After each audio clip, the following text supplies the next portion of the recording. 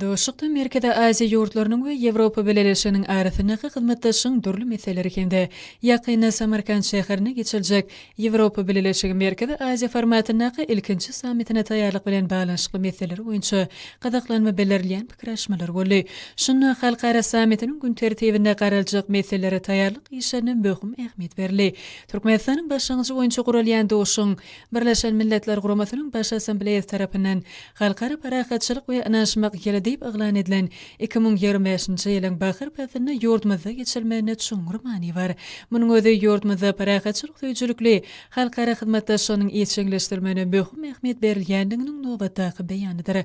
Birleşen Milletler Guramasynyň Baş Assambleyasy tarapyndan beýtaraplyk derejesi 3 gedek ikrar edilen Türkmenistan halkara hyzmatdaşlygyny parahatçylyk tüýjülük, hoşnýetli gomşulyk ýörelgelerini esasy ugrydynýa. Munyň özi ýurdumyzyň oňyn beýtaraplyk siýasatyna ıgrarly bolmak bilen ähli umumy awadançylyk maksatlaryna laýyk gelýän deň hukukly hyzmatdaşlygyň ösürmegine uly goşun goşýanlygynyň aýdyň suwutnamasyr. Eşin we netijeli geçen Doğuşyň dowamyny Türkmenistanyň dünýäniň gyzyklanma bildirýän ähli ýurtlary awrayly halkara guramalary bilen berek-berege hormat goýmak we anaşmak esasyna ýol goýulýan hyzmatdaşlyk üçin hemişe açykdygy belenildi.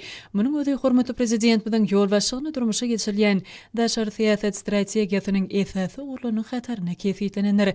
Häzirki döwürde garaşy hemişe bir tarap Türkmenistanyň giň halkara hyzmatdaşlygy ösürmäge gönüktirilen netijeli başlangyçlary dünýä derejesinde giň gollugy eýe bolýar. Munyň özi öňe sürilýän başlangyçlarynyň üstünlükli durmuşa geçirilmegi ugruna zerur tagalla edýän ýurdumyzyň halkara geňişligindäki awraýynyň belende galýanlygynyň aýdyň netijesidir. Belenşäli soňkylarda Türkmenistan bilen Ýewropa Birleşiginiň arasyndaky köp ugrly hyzmatdaşlyk ýyzygderli ösürilýär. Şunu howanyň üýtgemegi, ulug üstäşir geçirgelerini ösürmek, energetika, ilim, bilim, sevt howpsuzlygy, suw serişdelerinden rejeli peýdalanmak ýaly möhüm ugrlara uly urun değişidir. Bu urda anyp berilýän ähli umumy gün tertibiniň möhüm meseleleriň çözgüdüne gönükdirilmegi ýurdumyzyň halkara derejesindäki wajyp meseleleň almy esasy öwrenilmegine münasip goşun goşýanlygyny görkezýär. Şunu ýer we suw serişdeleriniň almy esasy rejeli peýdalanmagyna, bu urda täzeçil tehnologiýalaryň ulanylmagyna möhüm ähmiýet berilýändigini bellemek gerek. Şeýlekem 2024-nji ýylyň oktyabr aýynda Aşgabaty Hadarsu uly geçirgesiniň utgaşdyrjy platformasyny işe ýeritmek boýunça ýokary derejeli Doğuşyň ähmiýeti barada aýdyldy.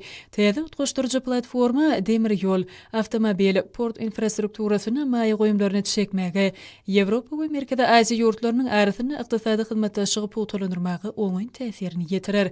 Şunyň bilen baglanykda ähli umumy uly geçirgeleriniň durnuklygyny ýokarlandyrmak meseleläriniň ähmiýeti barada aýdyp Doğuşyga gatnaşçylar bu gurda Türkmenistanyň amala aşyrýan işlere ýokary baha berdiler. Belenşäli degişli platformanyň çäklerindäki belelikdäki iş deňe bir uly infrastrukturasyny ösürmek bilen çäklenmän, eýsem uly ulgamyny öňde barjy tehnologiýalaryň we innovasiýalaryň urnuşdyrylmagyny çäklendirer.